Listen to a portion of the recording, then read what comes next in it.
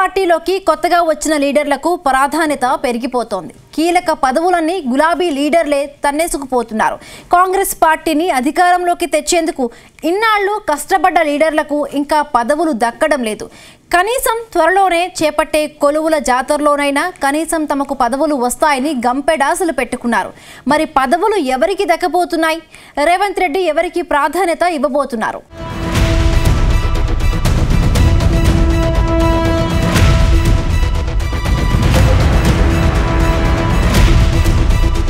కాంగ్రెస్ లో పదవుల పంచాయతీ తారాస్థాయికి చేరుకుంది.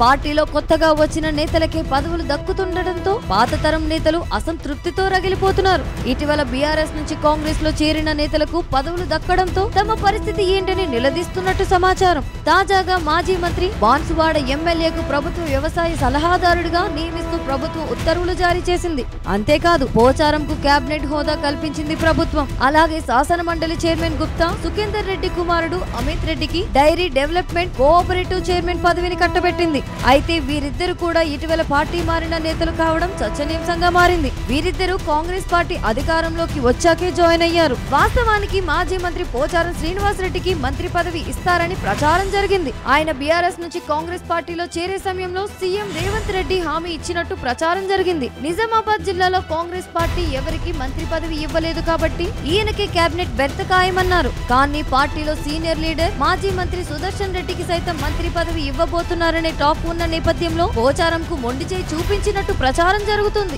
అయితే నిజామాబాద్ జిల్లా కోటలో బోధన్ ఎమ్మెల్యే సుదర్శన్ రెడ్డికి మంత్రి పదవి ఖాయమైనట్టు తెలుస్తుంది.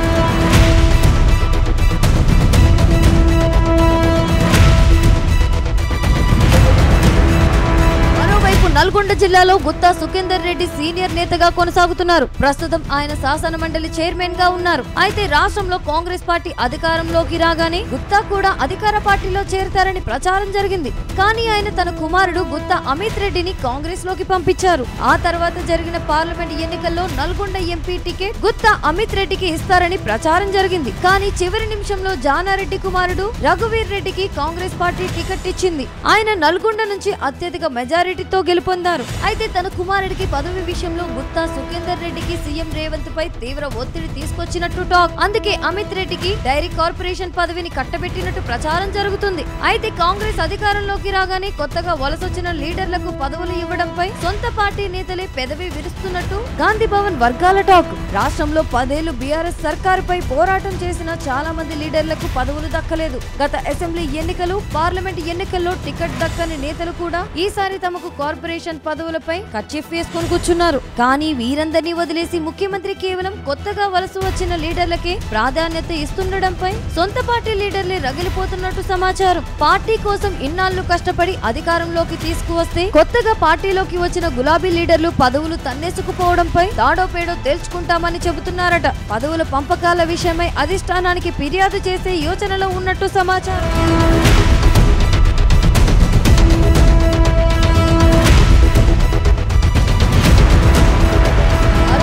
బీఆర్ఎస్ జనరల్ సెక్రటరీగా పనిచేసిన మాజీ ఎంపీ కె కేశవరావు కూడా ఇటీవల పార్టీ మారారు. అయితే ఆయన తన ఎంపీ పదవికి రాజీనామా చేసి కాంగ్రెస్ పార్టీలో చేరారు. ఆ వెంటనే ఆయనకు ప్రభుత్వం సలహాదారు పదవిని కట్టబెట్టింది. కేకే కూతురు ప్రస్తుతం హైదరాబాద్ మేజర్ గా కొనసాగుతున్నారు. అయితే కేకే పార్టీ మారిన వెంటనే ప్రభుత్వ సలహాదారు పదవిని కట్టబెట్టడంపై అప్పట్లోనే పెద్ద ఎత్తున విమర్శలు వచ్చాయి. మరోవైపు కేకే రాజీనామా చేశాక రాజ్యసభ సీటు ఖాళీ అయింది. అయితే ఈ పదవిపై కాంగ్రెస్ సీనియర్ నేత వి హనుమంతరావు చాలా ఏళ్లుగా ఆశలు పెట్టుకున్నారు. తనను తెలంగాణ నుంచి రాజ్యసభకు పంపించాలని ముఖ్యమంత్రిని అనేక మార్లు కోరారు కూడా. కానీ ఈ పదవి విషయంలో కాంగ్రెస్ హైకమాండే కీలకంగా వ్యవహరించి రాష్ట్రేతర నేతకు ఆ పదవిని కట్టబెట్టింది. కాంగ్రెస్ సీనియర్ నేత అభిషేక్ మను సింఘ్వీని రాజ్యసభకు నామినేట్ చేసింది. దాంతో చేసేదేమీ లేక లీడర్లంతా సైలెంట్ అయ్యారు. అయితే తమకు దక్కాల్సిన పదవులన్నీ కొత్తగా వచ్చిన వారు తన్నుకుపోతుండటంతో టీ కాంగ్రెస్ లీడర్లు తీవ్ర అసంతృప్తికి లోనవుతున్నట్టు తెలిసింది.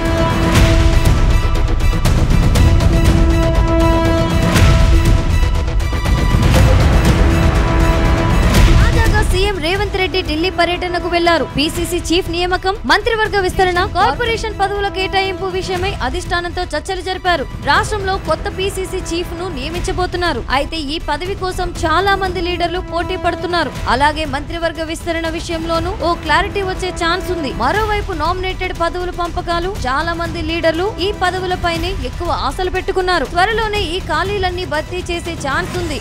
అయితే పదవుల పంపకాల్లో ఎవరికి వారే తమ అనుచరులకు పదవులు తెచ్చుకునేందుకు లాబింగ్ షురూ చేసినట్టు సమాచారం. అయితే పదవుల పంపకంలో ఏమాత్రం తేడా జరిగినా ఊరుకునేది లేదని పార్టీ లీడర్లు బహిరంగంగానే చెబుతున్నారట. చూడాలి మరి ఈసారైనా పాత నేతలకు పదవులు దక్కుతాయా, లేదంటే కొత్తగా పార్టీలోకి వచ్చిన వారికే ముఖ్యమంత్రి ప్రాధాన్యత ఇస్తారా అనేది తెలియాలంటే వేచి చూడాలంటున్నారు పొలిటికల్ పరిశీలకులు.